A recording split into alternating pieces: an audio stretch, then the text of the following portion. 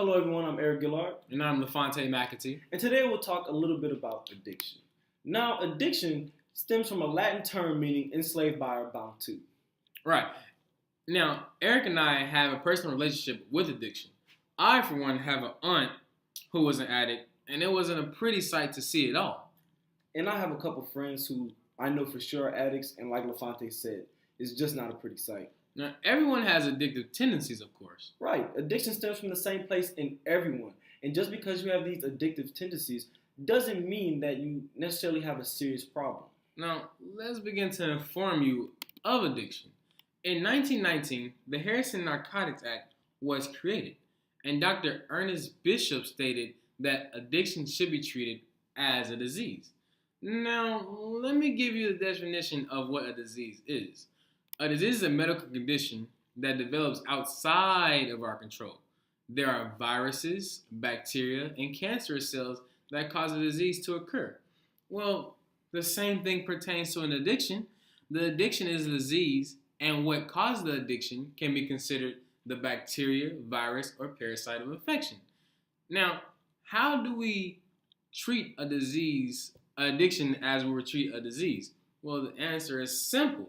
We go to someone that could help us, such as a doctor. We might take medication, or we might go through therapy.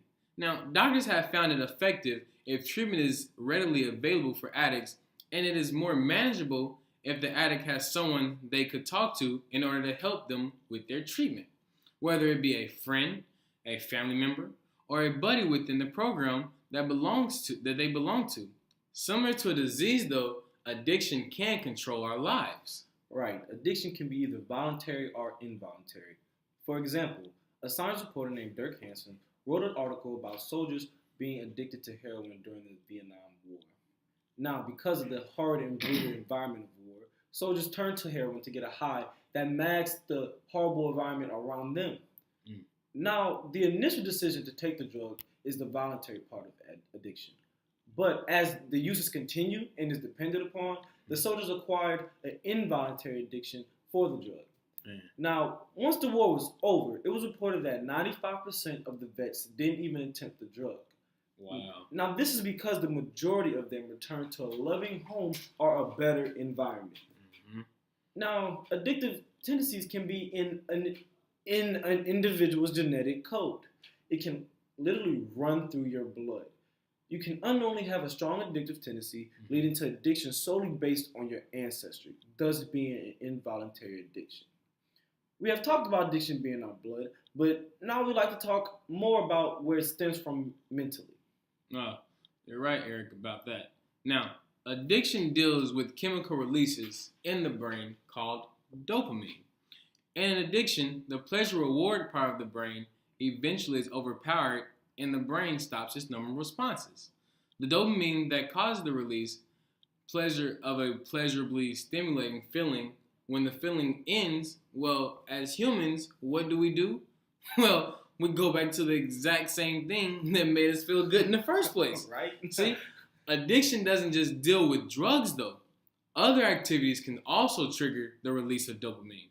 For example, gamblers will gamble because they get a rush based off of the fact that they will be rewarded in the end.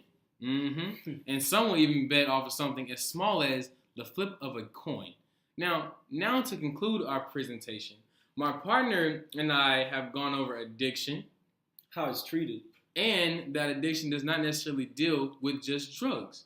Everyone has addictive tendencies, whether it be towards alcohol, sex, gambling, texting, or even social media. Wow, that's pretty much everything. But we must also note that having addictive tendencies isn't always a bad thing. But ask yourself, what are my addictive tendencies and how can I stray away from them?